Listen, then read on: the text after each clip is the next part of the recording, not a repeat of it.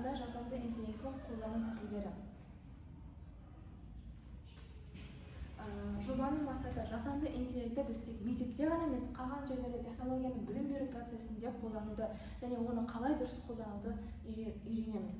Жобаның міндеттері жасанды интеллекттің ұғымын, не міндеттерін барлығын түсіну және білім беру жүйесінде жасанды интеллекттің қандай орын алатыны, жасанды интеллект платформалары арқылы жаңа тесттер, презентация және тағы да басқа тапсырмаларды орындау. Осы платформаны тәжірибе ретінде алып, оны басқаларға таныту.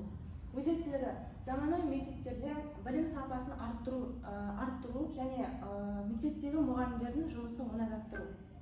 Жасанды интеллект АИ, ЖИ немесе ИИ адамның ойлау, үйрену және шешім қабылдау қабілеттерін компьютерлік тілде немесе компьютерлік жобасында модельдеп үлкен кесімді қылып деректерді талдайтын ғылым жүйесі.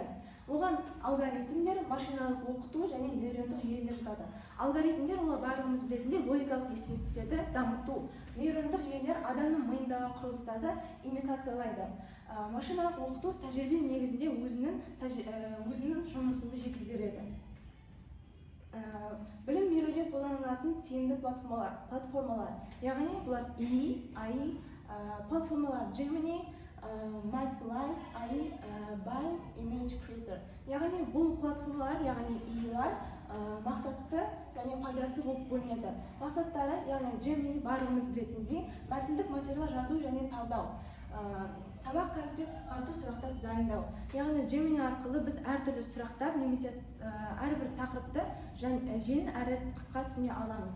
Magic Line, яғни мультфильм жасау, өзіміздің қолымыздан, яғни ойымыздағы нәрсені ИИ-ге жеткізіп, өзіміздің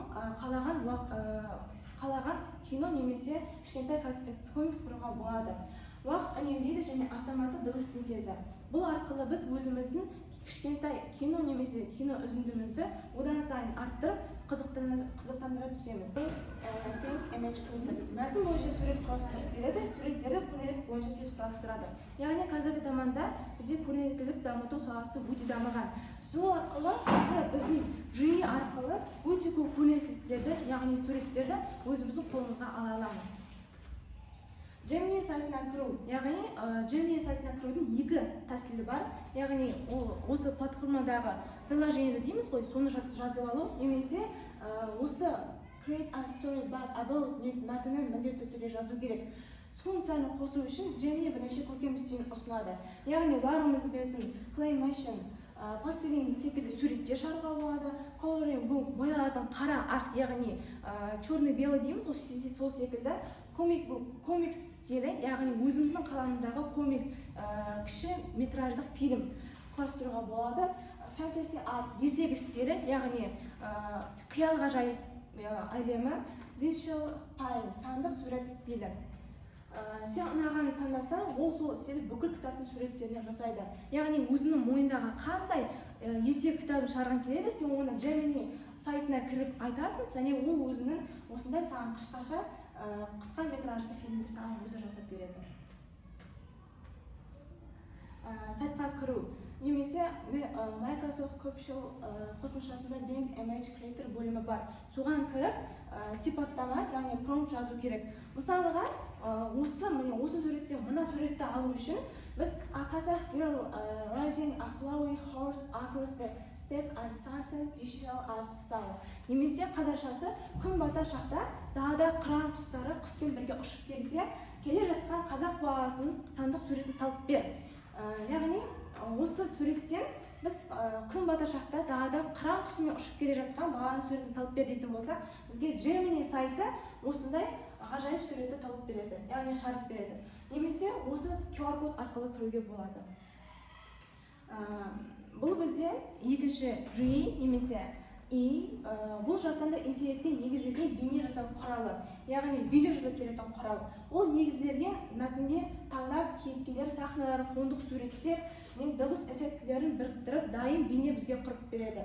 Яғни осы сайтқа кіреміз, Magic Light AI немесе ЖИ, осы сайтқа кіріп, осы іздеу бөлімін басып, өзінің қалаған қандай сен видео жасаған келеді, соны айтасың. Бұл сайт мұғалімдердің, оқушылардың, тағы да басқа адамдардың өмірін, яғни жұмысын оңайластыруға өте үлкен көмегін береді. Немесе осындай QR кодты сканерлеп сайтқа тікелей кіруге болады. Ең бірінші осы жиыға кірес бұрын өзіңді таныстырып немесе сайтқа тіркеу керексің. Тіркей алмасаң, сен қалаған видеоларды өз қолына ала алмайсың. Ең бірінші біз Google немесе App Store, яғни iCloud-тан кіріп алу қажетпіз. Одан кейін біз тіркелгеннен кейін өзіміздің талдау жүйесіне кіріп, сен қандай видеоны алғың келеді, мазмұндамасын барлығын жазып бересің. Оны пейзаж немесе портрет түрінде аспект қатынасына таңдауға болады. Және модельдерінде болады жаңа Mali Light 2.0. Яғни бұл бізде қандай жасанды интеллектте жақсы качествода, яғни біздің тілімізде качествода видео алуға болатынын айтылады. Бейне тілі, ағылшын тілі, орыс тілі және тағы да басқа қазақ тілі секілді тілдерді таңдауға болады. Бұл жерде стиль, яғни біз айтқанымыз біздің тілімізде сүйкімді, мыстан кемпір секілді немесе жауыз секілді алуға болады. Бұл жерде Диснейлер, 3D мультфильмдер арқылы барлығын алуға болады. Осыдан кейін өзінің ақылды сценарийінде өзінің миынан құрастырған сценарий жазасың. Осы арқылы сен өзінің жаңа комикс немесе конспектіңді ала аласың. Ұсыныс, яғни мен сізге беретін қысқаша айтқанда совет. Жасанды интеллект платформаларын білім беру мазмұнын бейімдеу. Қазіргі қолданып жүрген Gemini, ChatGPT секілді көп жиы платформалары бар. Яғни бұл бағдарламалар қазақ тіліне бейімделуге үлкен ұсыныс береді. Және оқушылардың түсінігін арттырады. Ана тілінде өзінің бағдарламасын дамытады. Және бұл тек оқушыларға ғана емес, мұғалімдерге де үлкен көмек қол ұшын созады. Сапалы контент алуға мүмкіндік береді. Қазіргі таңда контент ол бізде бірінші орында. Контент не ақша табуға, не білім жүйесін арттыруға үлкен қол ұшын созады. Контентті біз осы қолымызда тұрған тегін жиы платформалары арқылы ала аламыз. Осы комикс секілді, яғни Gemini сайтында жасалған мақта ағыз бен роботтың достығы.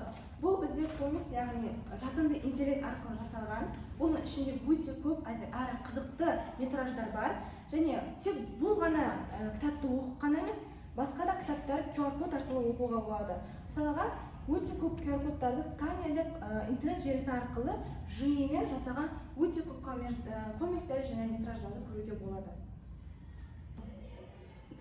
Қорытынды, жасанды интеллект ол барлығымызға ғана қажет. Заманауи білім беру жүйесінің ажырамас бөлігі. Яғни қазіргі заманда жүйе бізде білім саласы бойынша үлкен рөл атқарады. Ол оқу процесін автоматтандырады, мұғалімнің еңбегін жеңілдетіп, оқушылардың жеке қабілеттерін ашуға жағдай жасайды. Яғни біз білетіндей мәтінмен жұмыс, бейне сабақтар, презентация және Bind Image Creator. Яғни бұлар барлығы бізге күнделікті үй тапсырмасына беретін тапсырмалар. Бейне мәтінмен жұмыс, Gemini Storybook. Ол Gemini бізге үлкен мәтінді қысқартып және оңай қалай түсінуге болатынын барлығын түсіндіріп береді. Бейне сабақтары, бұны көбінесе біз информатика сабағында қолданамыз. Яғни жаңа айтқанда Magic Light AI, яғни жиы платформасында тегін және оңай және қысқа метражды түсінікті видео дайындауға болады. Презентация. Бұл презентациялар бізде әртүрлі сабақтарда береді. Көбінесе жоба қорғау кездегі.